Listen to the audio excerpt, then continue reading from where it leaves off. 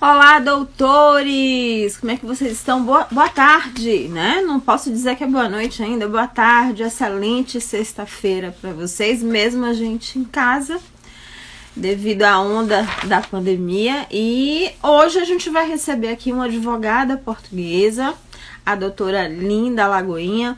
Ela que é, digamos assim, ela atua em Direito, é licenciada em Direito há cerca de 17 anos pela Universidade de Lisboa, Autônoma de Lisboa. Ela atua muito nas áreas de família, na área penal também, na área do direito estrangeiro, do direito dos estrangeiros. E hoje ela vai conversar com a gente sobre o direito dos estrangeiros e a lei da nacionalidade em Portugal aplicada aos brasileiros.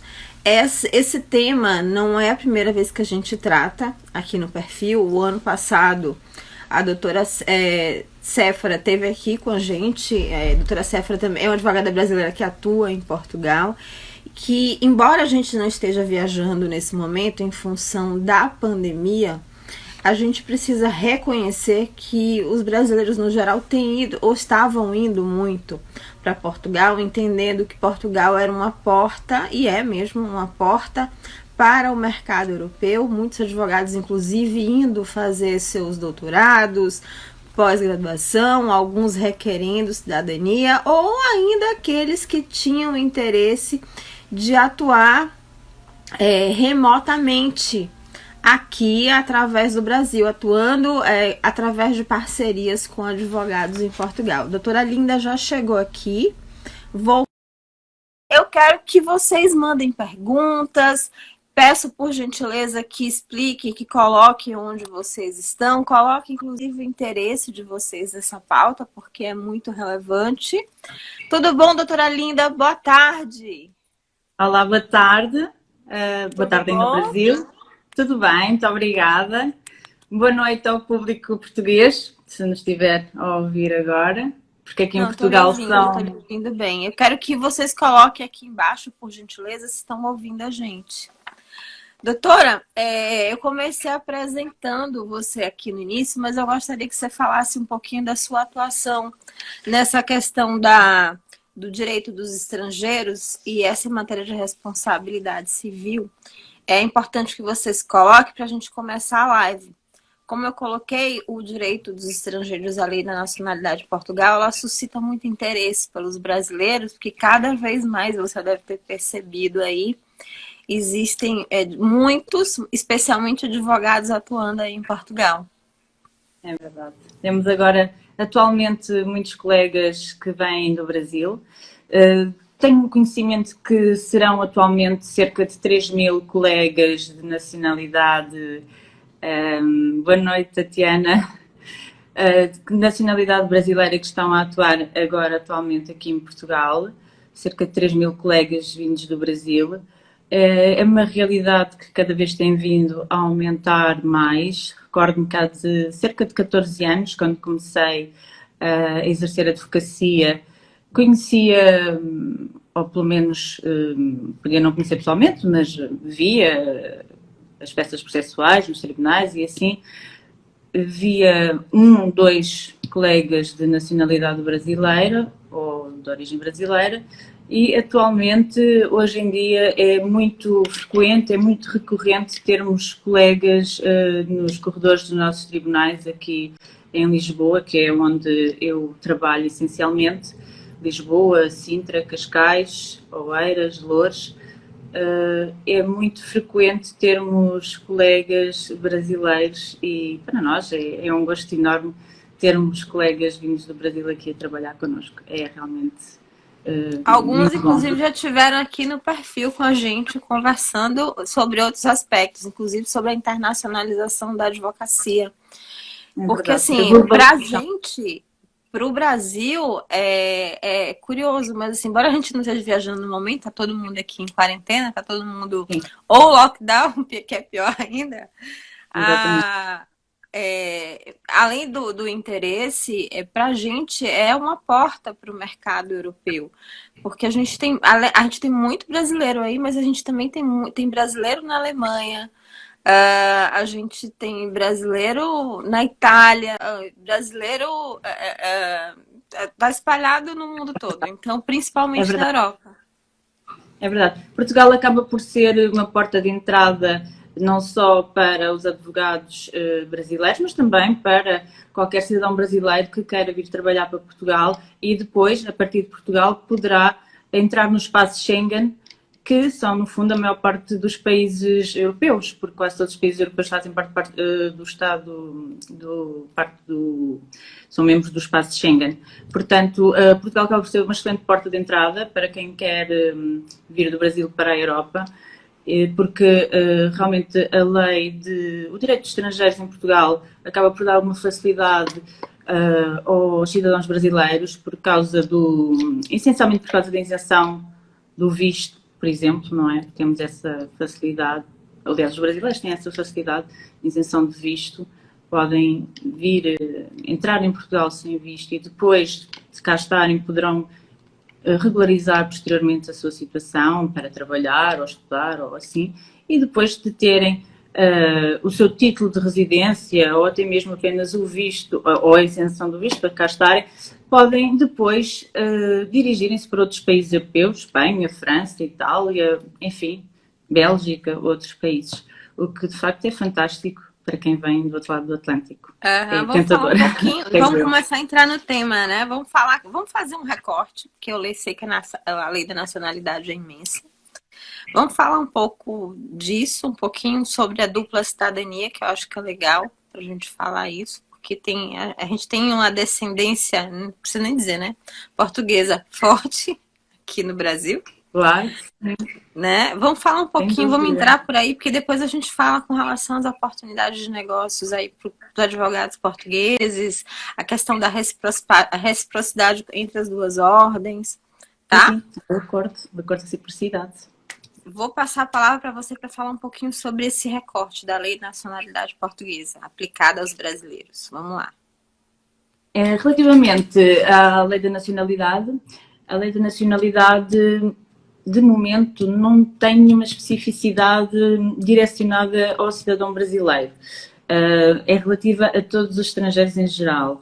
Portanto, um cidadão brasileiro, pronto, neste caso, como estamos a falar para um público brasileiro, neste caso, um cidadão brasileiro que esteja a residir em Portugal de forma legal durante 6 anos, poderá, ao final desses 6 anos, pedir a sua nacionalidade portuguesa. Por sua vez, ao fim de 5 anos de estar legal no território português, também, tendo filhos, poderá pedir a nacionalidade desse filho que nasceu cá. Mesmo que o filho não tenha nascido cá, ao final de 5 anos de estar cá legalmente, pode pedir a nacionalidade também desse filho. Portanto, há aqui uma série de situações que já se encontram previstas na lei da nacionalidade portuguesa, que realmente permitem aos estrangeiros, neste caso aos brasileiros, poderem adquirir a nacionalidade portuguesa com 5, 6 anos de estadia legalizada, obviamente, não é? Com a documentação corretamente tratada, poderem adquirir a nacionalidade portuguesa, o que de facto é muito bom. Portanto, ficam com a dupla nacionalidade, não é? A da origem e a derivada.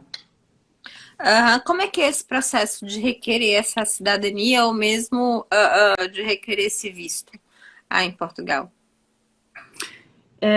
O visto, propriamente dito, não será propriamente necessário o cidadão brasileiro obter, porque existe uma convenção internacional à qual Portugal aderiu e, portanto, o cidadão brasileiro não necessita de visto para entrar em Portugal. Portanto, há uma isenção de visto para o cidadão brasileiro que queira vir para Portugal. Depois de estar cá em território nacional, aí sim é que o cidadão brasileiro terá que, se realmente não entrar, imaginemos que não entra pelo aeroporto português, imaginemos que entra por terra, porque aterrou num aeroporto de Madrid ou num aeroporto que não foi em Portugal, terá que declarar a sua entrada num posto do CEF. O CEF é o Serviço de Estrangeiros e Fronteiras, que é precisamente o serviço específico para tratar da legalização e de todo o procedimento relativo à legalização e procedimentos de estrangeiros, sejam brasileiros ou não. E, portanto, basta então esse cidadão brasileiro que não tenha entrado por aeronave, dirigir-se então a esse posto do CEF, tem 3 dias úteis para dar conhecimento de que entrou em Portugal, e a partir desse momento já poderá então procurar trabalho, por exemplo, ou no caso do advogado poderá inscrever-se na Ordem dos Advogados Portugueses, por exemplo, se for advogado, se for esse o caso, e a partir desse momento, tendo um contrato de trabalho, ou tendo inscrito na Ordem dos Advogados, ou tendo uma promessa de contrato de trabalho, que muitas vezes também é suficiente, poderá manifestar interesse diretamente no CEF, Serviços de Estrangeiros e Fronteiras, e dizer que realmente pretende obter o título de residência para assim legalizar a sua estadia e ficar com um cartão, portanto um cartão que é uma autorização de residência, que lhe permite de forma legal e de forma sem qualquer problema, sem qualquer constrangimento, exercer uma profissão, seja ela subordinada por conta de outra,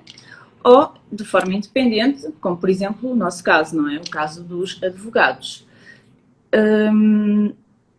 Se realmente obtiver essa autorização de residência, então aí, após o curso dos 6 anos, portanto vai pedindo prorrogações dessas autorizações de residência, porque elas têm um prazo curto, umas são 2 anos, outras 3, depende se a atividade é subordinada ou se é independente. Após 6 anos de ter essa autorização de residência devidamente pelo período de 6 anos, portanto, sem qualquer interrupção, tem que ser ininterruptamente, sempre, ou seja, este cidadão tem que entrar em Portugal e durante 6 anos ter esta autorização de residência sempre, continuamente. Ao final destes 6 anos, este cidadão dirige-se, mas acho que preferivelmente deverá dirigir-se a um advogado. É o que eu acho melhor. Eu ia dizer que era dirigir-se aos serviços, mas creio que o melhor será mesmo dirigir-se a um advogado. Mas, portanto, poderá então dirigir-se aos serviços, que neste caso serão as conservatórias do Registro Civil ou o Conservatório do Registro Central, aqui em Lisboa, e fazer o pedido de obtenção da nacionalidade. Para isto é necessário uma panóplia de documentos, poderei aqui elencar alguns, são o certificado de registro criminal do país de origem, certificado de habilitações do país de origem, certificado de registro criminal português e, portanto, estes registros criminais têm que estar limpos. Aviso desde já que se tiver algum tipo de cadastro, dificilmente obtenha nacionalidade, a não ser que a condenação seja uma condenação de um crime mesmo muito leve, cuja punição vá até 1 ano, porque senão dificilmente obtém. Já aconteceu aqui casos com clientes meus que infelizmente tinham, enfim, aqui algum registro criminal por alguns delitos, condução sob efeito do álcool, condução sem habilitação legal, que são crimes que vão até aos 2 anos, ofensas à integridade física, por vezes andaram aí à batatada uns com os outros, como se costuma dizer, e depois querem pedir a nacionalidade e já não podem, por causa deste tipo de delitos. Portanto, convém realmente não ter registro criminal. Essa é uma um dos requisitos principais. E normalmente é até por isso que as coisas não andam.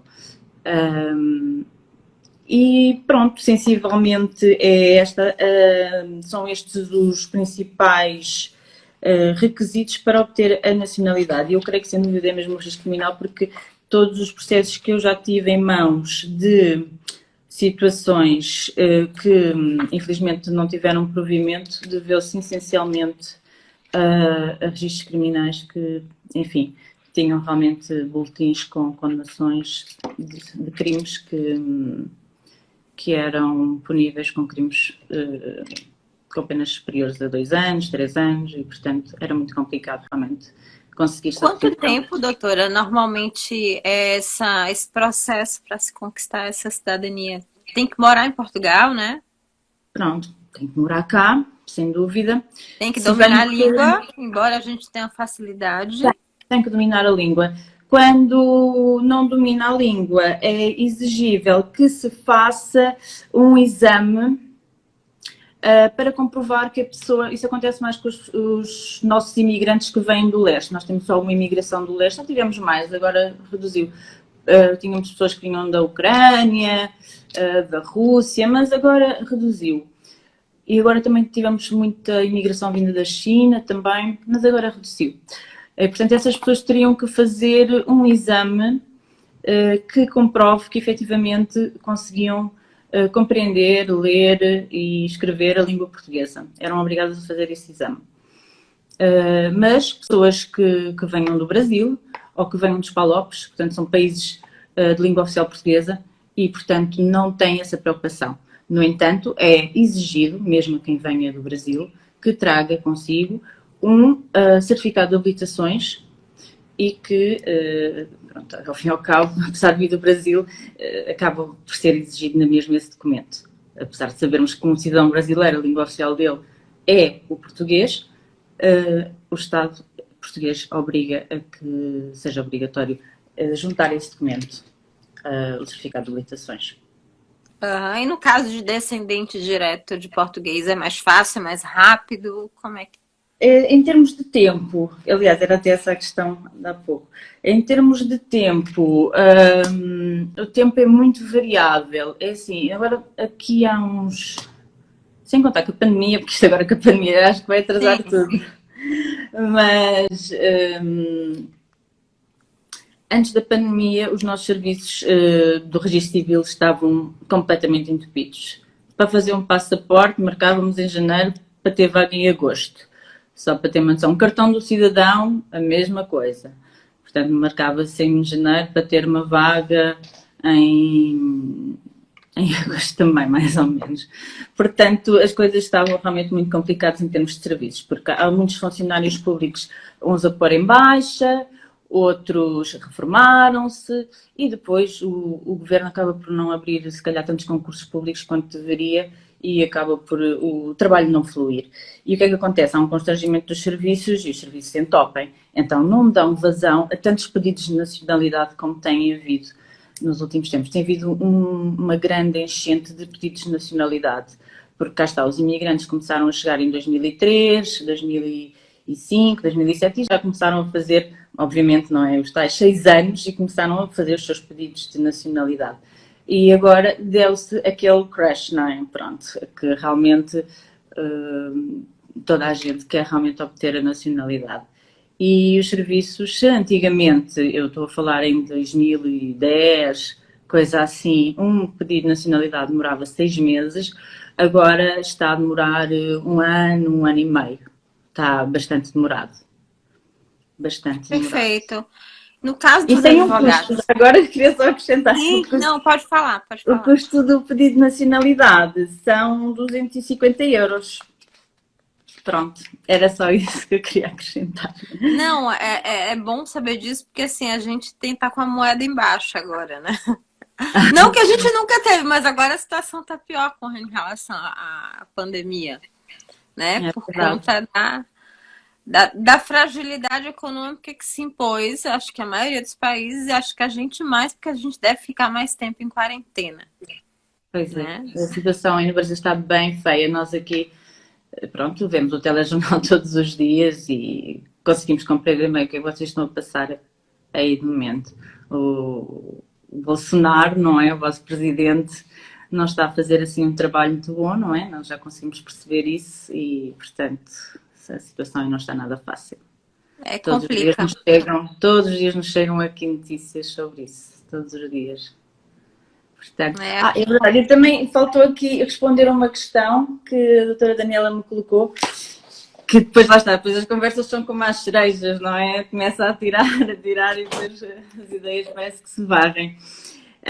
Relativamente a uma família que, por exemplo, o pai vive no Brasil, mas a mãe vive em Portugal, pode ou não pedir a nacionalidade.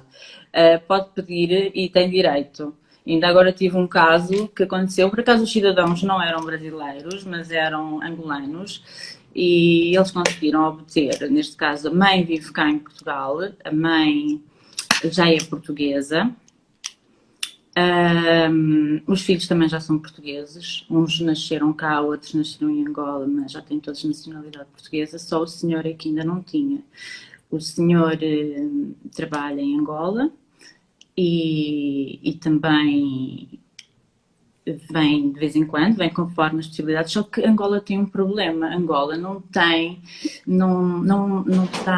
é como o Brasil. Portanto, o Brasil, como há pouco referi, os cidadãos brasileiros têm o privilégio de terem isenção de visto, ou seja, podem dar entrada em Portugal sem terem visto. E, portanto, em Angola isso não se passa. Angola não está abrangida por essa convenção internacional. Ou seja, cada vez que um cidadão angolano quer se dirigir a Portugal, tem que pedir um visto. E, portanto, isso é extremamente burocrático, é extremamente caro portanto, e demora muito tempo. Muitas vezes, quando a pessoa obtém o visto, já as férias acabaram. Portanto, não é execuível para a vida prática de uma pessoa que trabalha numa empresa, como era o caso deste senhor. Cada vez que ele queria vir de férias a Portugal para visitar os filhos, muitas vezes o visto ainda não tinha saído e já as férias dele tinham acabado. E então optámos por pedir a nacionalidade, porque ele teria direito pela via de ser casado com uma portuguesa. Em primeira mão, a Conservatória do Registro Civil indeferiu o pedido, e nós recorremos para o Supremo Tribunal Administrativo.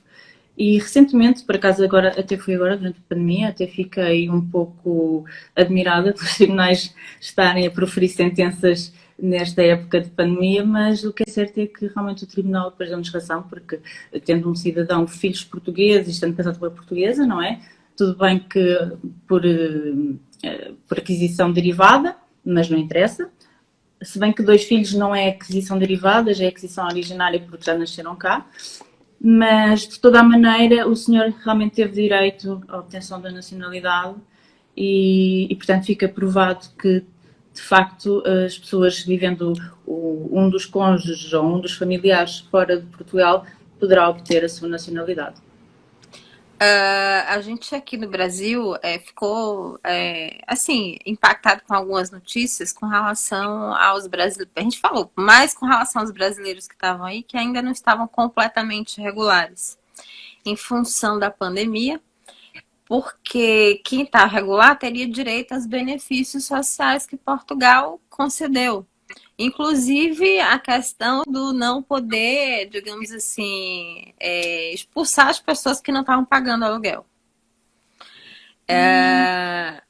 E a gente viu denúncias, sabe? Inclusive aqui no Instagram, de pessoas que estavam sem onde, famílias inteiras, que estavam sendo despejadas por ainda estar nesse trânsito e não ter sido reconhecido como cidadão português ainda. Quer dizer... Estranho. Isso é muito estranho porque, assim, independentemente de serem um cidadão português ou não,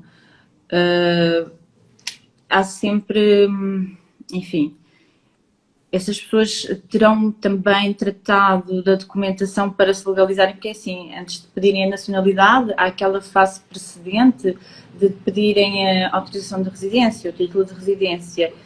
Podem não ter tratado, enfim, dessa documentação. Ainda assim, mesmo não tendo a documentação legal, os despejos, nesta fase em que nos encontramos de pandemia, estavam proibidos, estavam suspensos, não poderiam ser decretados, os processos estavam obrigatoriamente parados, ninguém podia ser despejado. Mesmo os processos que estavam em tribunal, que não eram de despejo, que eram de dívidas aos bancos, das hipotecas e assim, ninguém podia ser também despejado por essa via.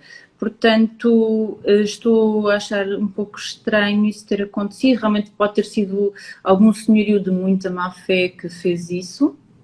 pode ter sido uma situação de realmente de muita má fé de algum senhorio em concreto, ou realmente também não chegou essa informação, não vi aqui realmente nos noticiários essas notícias, infelizmente, porque também convinha haver essa divulgação desses casos, para que também essas pessoas pudessem ter sido ajudadas por associações ou por juntas de freguesia, câmaras municipais, convinha que tivessem sido, porque realmente é uma situação extremamente desagradável e revoltante. No entanto, os cidadãos que estão em situação ilegal, por estar em situação ilegal, não quer dizer que a situação seja irreversível. Eles podem tentar legalizar-se. Não sei se depois o que é que lhes aconteceu, não sei que rumo é que as vidas deles tiveram, mas, enfim, podem sempre tentar legalizarem-se, se estiverem a trabalhar, que se calhar estariam, não sei qual é que era a situação profissional deles, mas a lei dos direitos estrangeiros tem um mecanismo que se calhar muitas vezes as pessoas desconhecem, mas quem é estrangeiro, está ilegal em território nacional e trabalha por conta de outrem, quem sai prejudicado nessa história não é o cidadão que está a trabalhar e que está ilegal. Quem paga a fatura, salvo seja, não é? É mesmo o patrão.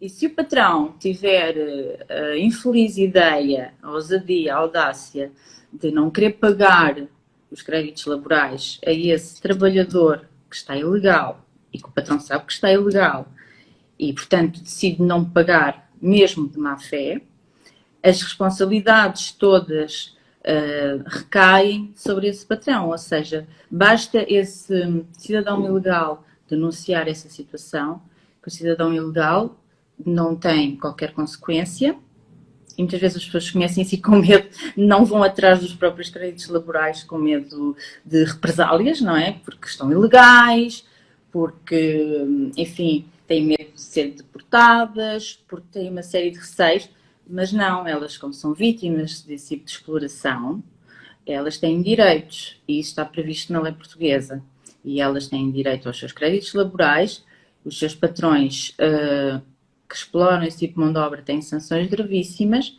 e são obrigadas a pagar todos os créditos laborais a que essas pessoas tenham direitos.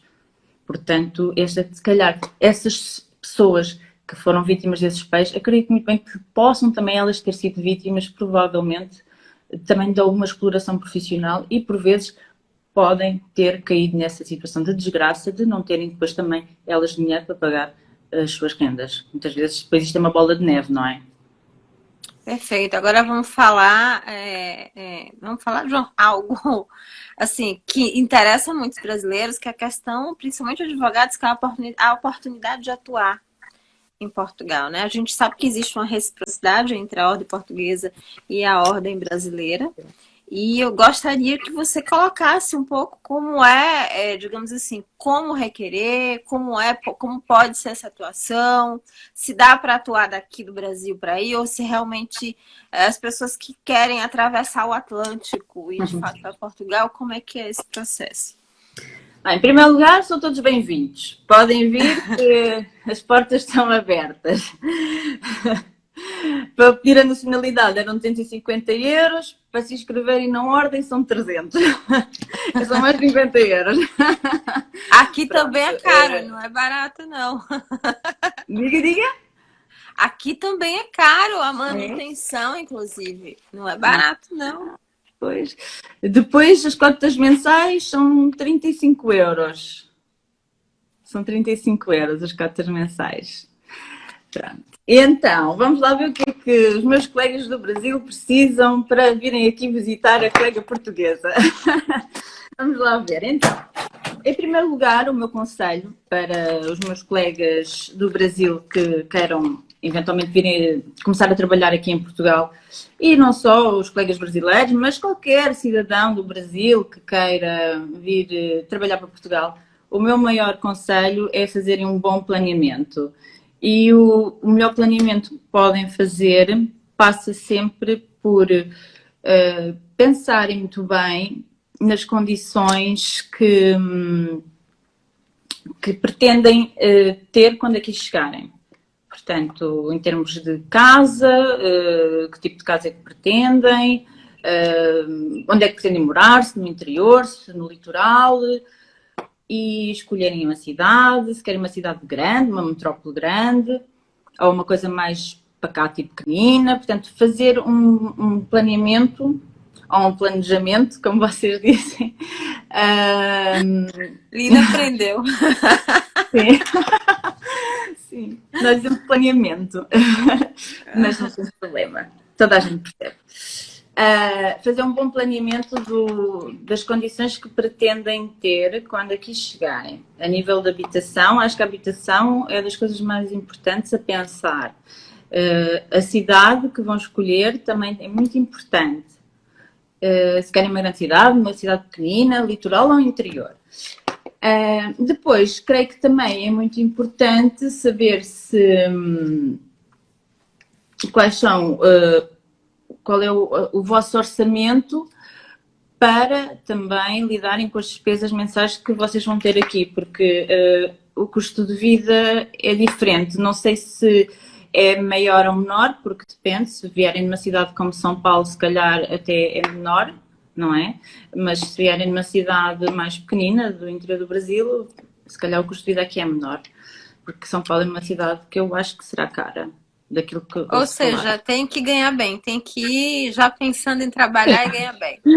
Aqui o nosso salário mínimo neste momento está em 635 euros por mês. E uma renda média de casa, média, mas mesmo média, e estamos a falar de uma família, de um casal com um filho ou dois, uma renda média ronda uns 500 euros. E já não é assim uma casa muito nova. Portanto, não é assim uma vida muito fácil aqui em Portugal. Portanto, a pessoa tem que pensar quanto é que vai gastar em rendas, quanto é que vai gastar em transportes, em escolas, em água, luz, alimentação, tudo isso. Pronto, porque a vida aqui também é um bocadinho mais cara, se calhar em termos de supermercado, enfim, é preciso pensar um bocadinho nisto. Daí eu falar neste dito planeamento. Convém vir com algum pé de meia, porque se as coisas não correrem bem à primeira, convém realmente ir preparado para os primeiros tempos serem difíceis, fazerem um pequeno pé de meia. Isto quer para os meus colegas advogados, quer para qualquer outro cidadão brasileiro que queira vir trabalhar ou estudar ou assim cá para Portugal, porque realmente por vezes os nossos sonhos podem-se não realizar à primeira e portanto convém vir precavido. Relativamente aos advogados propriamente ditos, eu creio que a melhor cidade para se instalarem e terem mercado de trabalho é sem dúvida Lisboa, a nossa capital, porque a nossa capital é aqui que fica tudo, não é? Só é o grande centro de negócios, é aqui que se situam as grandes empresas, as empresas com maior dimensão e, portanto, aqui é sem dúvida o melhor local para se estabelecerem, para abrir o seu escritório. No entanto, o Porto é a segunda maior cidade de Portugal e também será, com certeza, uma boa cidade para também virem trabalhar.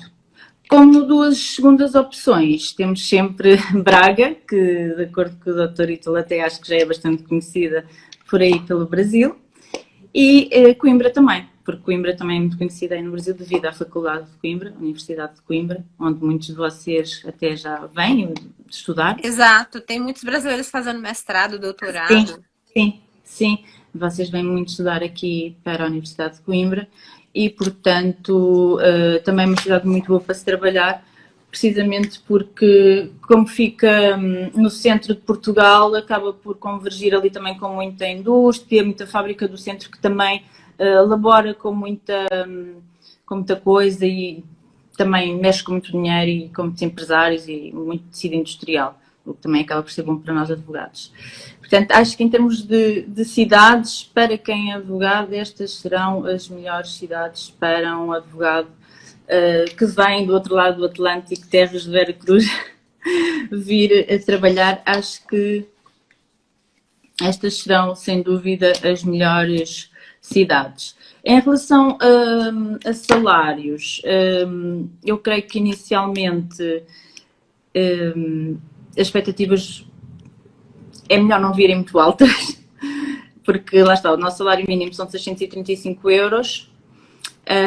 E quando um advogado do Brasil vem, apesar de não ter que fazer nenhuma prova, como já sabemos, não é? Basta vir devidamente demonstrar que já tem a inscrição da Ordem dos Advogados Brasileira, que já tem a habilitação, o certificado de habilitações do curso de Direito, da licenciatura do curso de Direito no Brasil, portanto, já tem as suas habilitações adquiridas e feitas no Brasil, portanto, não tem que fazer aqui nenhum curso, nem nenhuma agregação, absolutamente nada. No entanto, há aqui alguns aspectos que são ligeiramente diferentes no direito português e no ordenamento jurídico português e, portanto, o advogado brasileiro terá sempre aqui que fazer algumas reciclagens ou assim. E então, é um advogado que será sempre um advogado um pouco iniciante, não é? Na prática.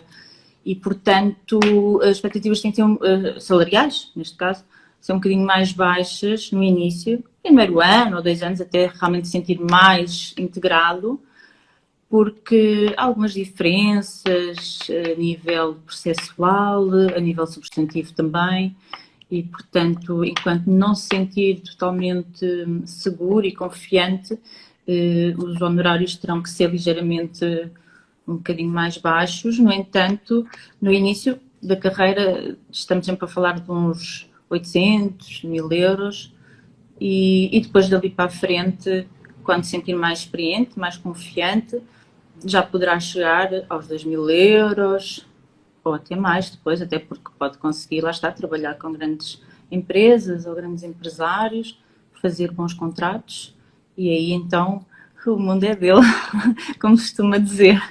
Portanto, Como é que o brasileiro faz para requerer a ordem portuguesa? Precisa fazer a prova?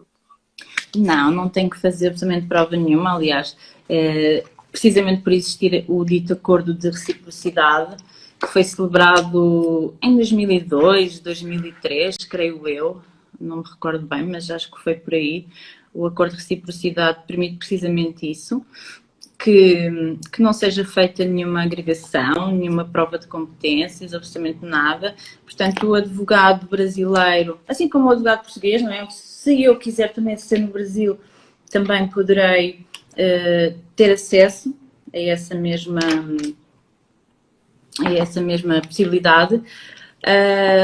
E, portanto, também não terei que fazer nenhuma prova, nenhuma agregação, se bem que, como vocês trabalham por federações, pronto, vocês já me explicaram que não é assim tão linear. Aqui nós é trigo limpo, farinha a amparo. Não conhecem esta expressão, pois não? Não. Não faz mal. Isto quer dizer é que é muito simples. Ou seja, porque nós temos apenas uma ordem e isto funciona igual de norte a sul. Não há diferenças nenhumas. Também nós somos pouquinhos. Nós aqui somos 10 milhões em Portugal. Vocês só em São Paulo são 10 milhões, não é? É essa a diferença. Nós em Lisboa somos 2 milhões ao todo. Já a contar com Sintra, Loures, isso tudo somos 2 milhões aqui em Lisboa. Uhum. A aplicação da lei no Brasil, ela tem algumas nuances bem curiosas, tem alguns entendimentos, outros, né? Como assim? Peço desculpa? Não, aplicabilidade da lei, tanto que assim, alguns brasileiros que vão para aí, muitos fazem direito comparado, inclusive na Universidade de Lisboa. Acredito, e fazem muito bem, porque de facto, lá está, é a tal reciclagem de conhecimentos de que eu falava, para se enturmarem na nossa linguagem técnico-científica, porque apesar de haver muitos pontos de convergência, não é? Que há mesmo, não é? Depois também há outros que não ligam tanto. Aliás, há aqui só um exemplo pequenino que eu vou dar, que eu lembro-me de falar com o Ítalo, que, por exemplo, o nosso Tribunal de Primeira Instância, nós dizemos Tribunal de Primeira Instância, ou Tribunal de Comarca, e para vocês é o Fórum. Uhum. E eu achei curioso, vocês vêm aqui dizer, onde é que fica o Fórum? Fica tudo a olhar o Fórum, aqui o Fórum. ninguém fica pronto, ninguém percebe o que é que vocês querem dizer com o fórum. Está a perceber?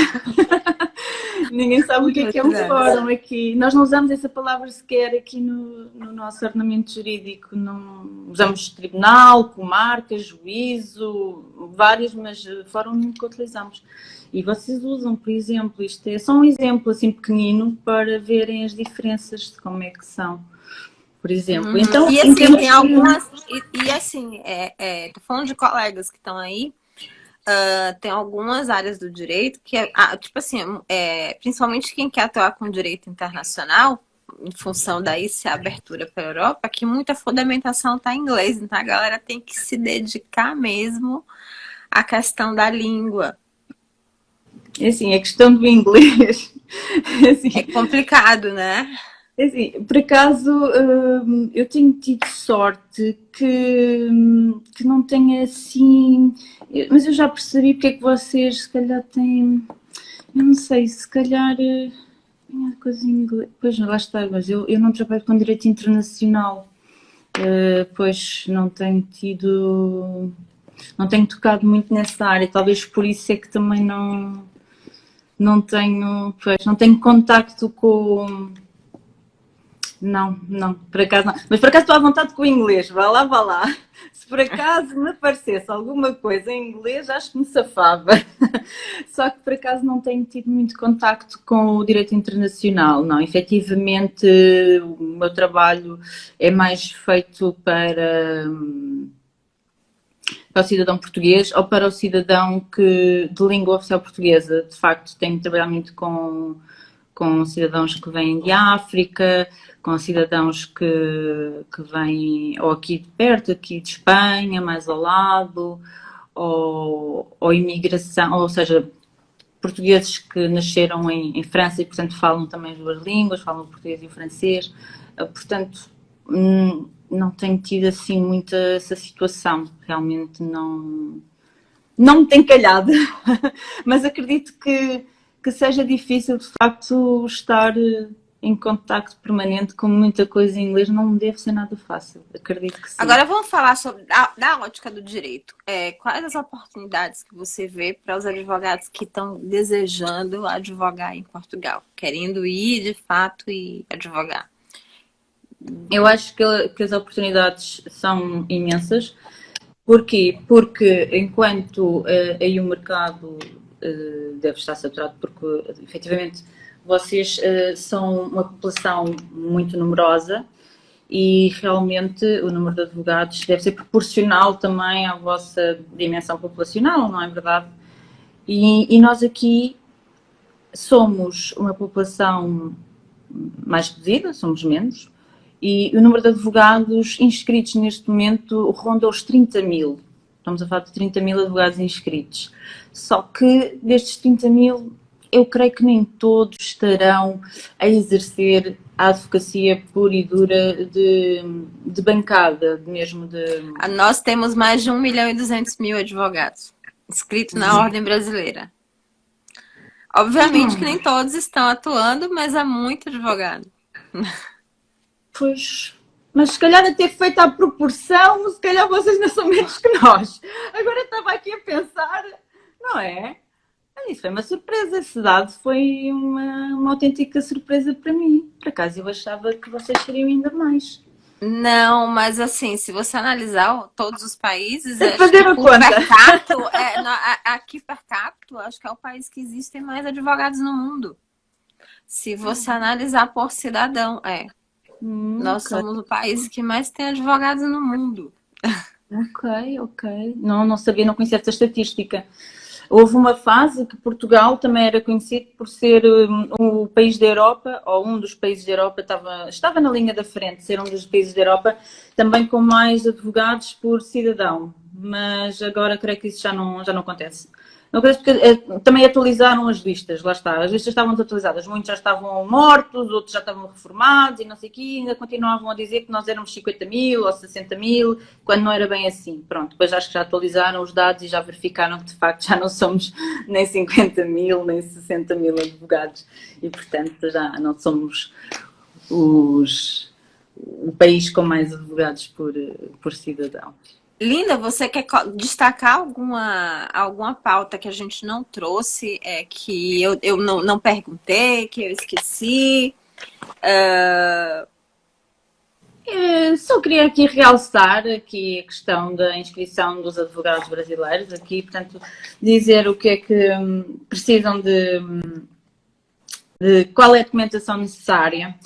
Portanto, aqui a nível de documentação, que não é pessoal, portanto, é aquela documentação pessoal das certidões de nascimento, as fotografias, isso, pronto, não vou estar aqui a mencionar, mas é necessário a certidão do processo completo de inscrição na ordem dos advogados do Brasil, é necessária o certificado de curso onde consta a menção da data de conclusão do referido curso e a respectiva média final.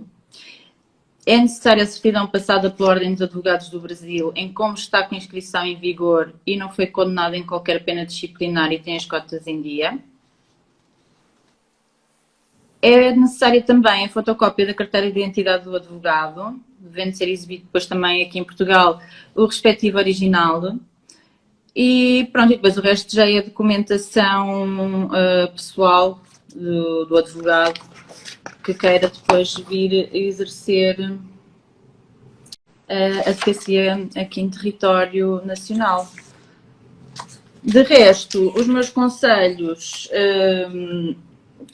é que venham, acho que sim, acho que o facto de nossa língua ser a mesma é uma facilidade de adaptação excelente e depois também pode ser uma ponte de passagem para outros rumos, aqui mesmo dentro da Europa, porque vocês são um povo extremamente empreendedor e cheio de imaginação, cheio de criatividade.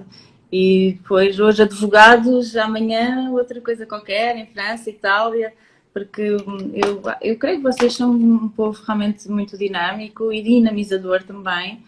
A doutora Daniela é a prova viva disso, sem dúvida alguma. E, portanto, eu acho que quem quiser vir, acho que faz muito bem. E pronto, tem as portas abertas. Tem mesmo fazer uma pequena reciclagem, porque eu acho que há aqui há muito direito substantivo e adjetivo que difere ligeiramente e depois, para não ser apanhado na curva, como se costuma dizer, apanhado na curva, conhece a expressão? Não. sim, conheço. É apanhado desprevenido. Pronto. Pronto. Para o advogado brasileiro, quando chegar aqui a Portugal, não ser apanhado desprevenido, convém realmente fazer algumas formações e assim. A nossa Ordem dos Advogados dá muitas formações e as formações também são gratuitas. Depois também poderão acompanhar as formações da Ordem, que também são muito boas. Depois também é uma mais-valia, que como são gratuitas, o advogado brasileiro depois também, acompanhando as formações da Ordem dos Advogados, também poderá sempre adquirir mais e melhores conhecimentos, tal como nós vocês também o fazemos, não é? Nós também temos que andar sempre atualizados e portanto, eu creio que a porta está aberta, o acordo de reciprocidade existe e está cá e pode ser... Está aberta para o lado de cá também. A gente está fechado, está em quarentena, mas está aberto para o lado de cá também. Lida, você já esteve no Brasil? Eu já estive no Brasil, sim. Já fui ao Rio de Janeiro. Atuando como advogada? Não, eu na altura estava na faculdade ainda. Eu fui há muitos anos, olha, eu fui em 2002, foi, em 2002. Devia ter uns 22 anos, mais ou menos, foi quando eu fui, sim. Veio passeio? Fui de férias, foi muito giro. Foi muito giro porque eu fui numa altura muito bonita, fui em novembro, fui em finais de novembro, princípios de dezembro, que é quando está muito calor, e estava na altura já do Natal, e isso foi muito bonito, eu gostei muito, foi maravilhoso. Nunca mais me esqueci, foi muito, muito bom. Está convidada a retornar. Agora sim, dessa vez você vem para Salvador, aí você vai entender o quanto a gente é próximo, porque assim, Salvador tem uma influência muito grande dos portugueses. É onde eu tô. Tem influência muito grande. Nas próprias construções, se você olhar Salvador Antiga, talvez lembre muito Portugal. Muito mesmo. Eu acredito. As igrejas, né? Então já está convidada a voltar. Doutora, eu lhe agradeço a todos que estiveram aqui. Linda simpatia, né? A Muito simpatia. obrigada. Pessoa maravilhosa. Também, doutor João, amo Portugal e a gente tem muita relação, muito. E não estou falando só dos baianos, eu tive a oportunidade entre o ano passado, há tanto tempo que a gente tem se aproximado mais de Portugal e de conversado com os brasileiros que estão aí, e a gente vê que o país inteiro invadiu. Diogo está dizendo que Salvador. já esteve aqui em Salvador. Excelente! Não só baiano, o Pedro Diogo adorou Salvador. Ele adorou Salvador. Ele adorou Salvador. Exato. Não parece Portugal, Diogo? Tem um Pedro lado... Diogo, parece Portugal? Adorei informações objetivas sobre as possibilidades e a cautela necessária. E a cautela necessária. A cautela necessária, né? Para ir. Bom, gente, obviamente tem que planejar, né? Até porque não é uma viagem, quando a gente fala de empreender, sobretudo atividade profissional, você não vai sem planejar, né? Você precisa, a não ser que venha uma necessidade muito grande, você tem que planejar essa transição. O doutor Diogo tá dizendo aqui que parece bastante. As igrejas daqui são muito semelhantes, né? No Pelourinho, exato. Tem uma parte de Salvador que tem uma influência muito forte de Portugal. Muito mesmo. E a comunidade portuguesa aqui é muito forte também. Na verdade, a comunidade europeus aqui é muito forte. A portuguesa mais ainda. Gente, quero agradecer a todos. Quero agradecer a doutora Linda. Dizer que as portas estão abertas para que ela volte novamente. A gente está organizando a participação dela em um podcast depois. Mas não conheço, mas histórica e culturalmente dizem que sim. Tem muita proximidade com o centro de Portugal e aqui o nosso centro histórico de Salvador. Tem muita. Como também Minas tem também. Tem cidades de Minas que são muito parecidas, muito próximas. E assim, a doutora Linda está convidada a voltar. Vocês todos. Muito obrigada. Também foi uma simpatia receber vocês agora, nessa sexta-feira. E, mais uma vez, agradecer. Eu vou deixar a doutora Linda colocar as palavras finais para a gente encerrar a live, que nosso tempo já está se esgotando. Muito obrigada, doutora. Olha, o meu agradecimento maior é mesmo para a doutora Daniela, minha mentora. Muito obrigada por todos os ensinamentos. Foi uma experiência que culminou hoje, esta live hoje, este direto foi a cereja em cima do bolo. Muito obrigada por tudo, passamos. Eu que agradeço a honra de tê-la com a gente. Ai, tão querida, obrigada. Foram muitas, como é que é dizer, muitas madrugadas de sangue, suor e lágrimas. Mas valeu a pena, não é?